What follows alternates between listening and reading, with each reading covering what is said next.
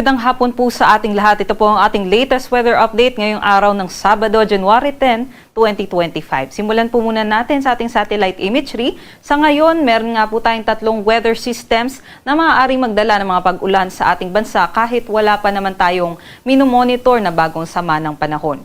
Una dyan yung shear line o itong linya kung saan nagbabanggaan, yung hanging amihan at easterlies. Sa ngayon, yung shear line po ay nakakaapekto sa silangang bahagi ng Central and Southern Luzon. Ngayon, nakatutok po yung axis nitong shear line dito po sa may Quezon, Rizal at Laguna. Ngunit inaasahan po natin within the next 24 hours ay aakyat naman po yung axis nitong shear line at maaapektuhan din yung Cagayan, Isabela, Aurora, maging sa may Quirino.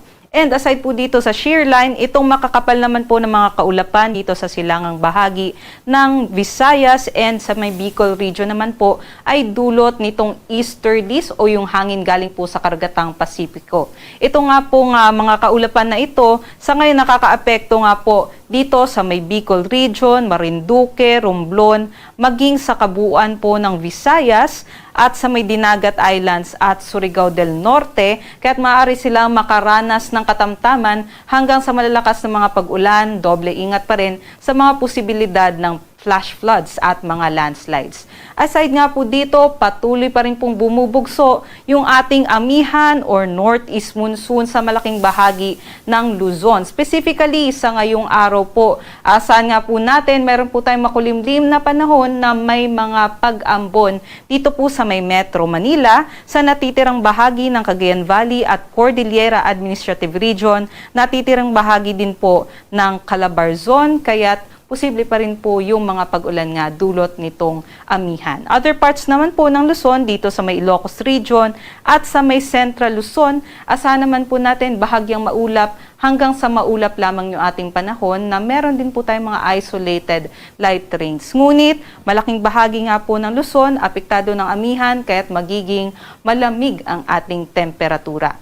Para naman po sa susunod na araw, inaasahan naman po natin magpapatuloy nga po yung epekto nitong shear line sa eastern section ng Luzon area. Specifically nga po sa may Cagayan, Isabela, Aurora, maging sa may Quezon, posible pa rin po yung mga pag-ulan at yung maulap na panahon. And aside po dyan, bumubugso din or bubugso pa ng mas malakas itong amihan bukas. Kaya't aasahan nga po natin, mas malamig naman po yung ating madaling araw bukas po yan hanggang sa Monday. At inaasahan nga po natin, meron pa rin po tayong mga maulap na panahon dito sa may Cagayan Valley and also sa may Cordilleras.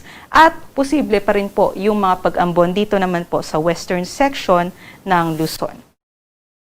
Para naman po dito sa Southern Luzon area, inaasahan naman po natin na aakyat nga ng bahagya yung amihan. Kaya dito po sa may Legazpi City or sa may Bicol region and also po sa may Mimaropa ay apektado na po sila nitong easterlies. Kaya't magiging mainit at malinsangan sa umaga, ngunit mataas yung tsansa ng mga thunderstorms pagsapit po ng hapon hanggang sa gabi.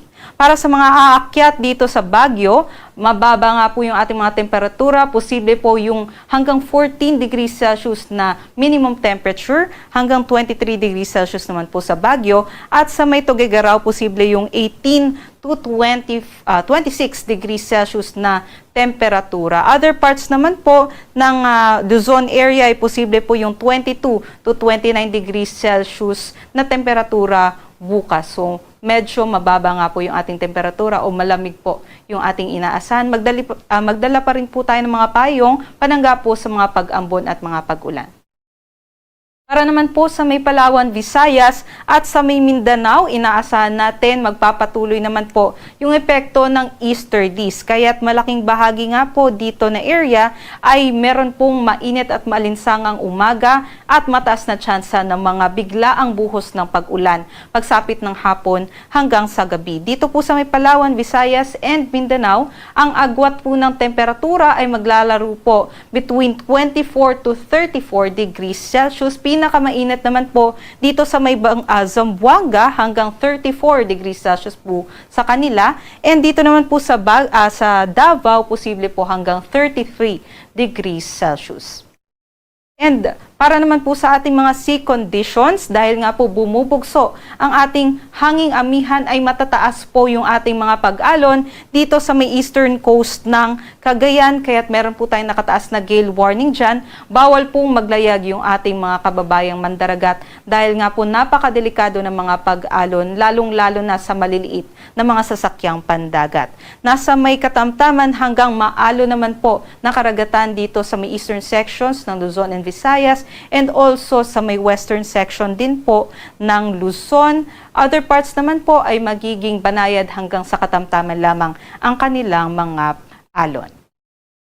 And meron ba tayong inaasahan na magiging bagyo or low pressure area ngayong linggo? Sa ngayon nga po, within the next 5 days, sa nakikita natin, posible nga na magkaroon po tayo ng isang low pressure area na makakaapekto po sa ating bansa pagsapit po middle of next week. So possible po by Tuesday or Wednesday ay makapasok po itong low pressure area, potential na low pressure area dito po sa ating area of responsibility, at maaari nga po itong makaapekto dito sa may eastern sections ng Mindanao as early as Thursday, kaya sana po makapaghanda din po yung ating mga kababayan dyan. And for the next 3 days naman po, ito po yung ating 3-day weather outlook para sa mga pangunahing lalawigan. Dito po sa Luzon, from Monday hanggang Wednesday, patuloy pong bumubugso yung ating amihan sa may northern and central Luzon. Ngunit dito nga po sa Legazpi or dun po sa may southern Luzon area, inaasahan naman po natin yung epekto ng easterlies. So for Metro Manila and also for Baguio City, aasahan po natin yung meron po tayong mga pag-ambon at mga pag-ulan dahil po sa amihan from Monday, and then by Tuesday naman po sa Metro Manila magiging masihina naman po yung epekto ng amihan, and then bubugso muli pagsapit po ng Wednesday. Ngunit dito nga po sa Legazpi, tuloy-tuloy po yung ating magiging generally maaliwalas na panahon na may mataas na tsansa ng thunderstorms pagsapit po ng hapon hanggang sa gabi. Dumako naman po tayo dito sa Visayas, kung saan sa may Metro Cebu, Iloilo City, and sa may Tacloban City, inaasahan natin yung easterlies ay magpapatuloy po from Monday to Wednesday. So mainit na mainit sa umaga, at meron po tayong mga panandali ang mga pag-ulan pagsapit po ng hapon hanggang sa gabi.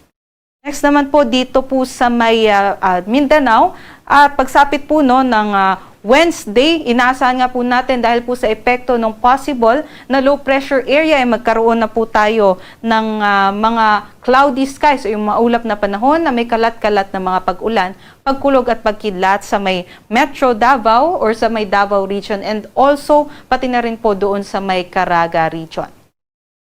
Para po sa ating sunset dito sa Metro Manila ay 5:43 p.m. at yung araw naman po ay sisikat bukas ng 6:24 a.m.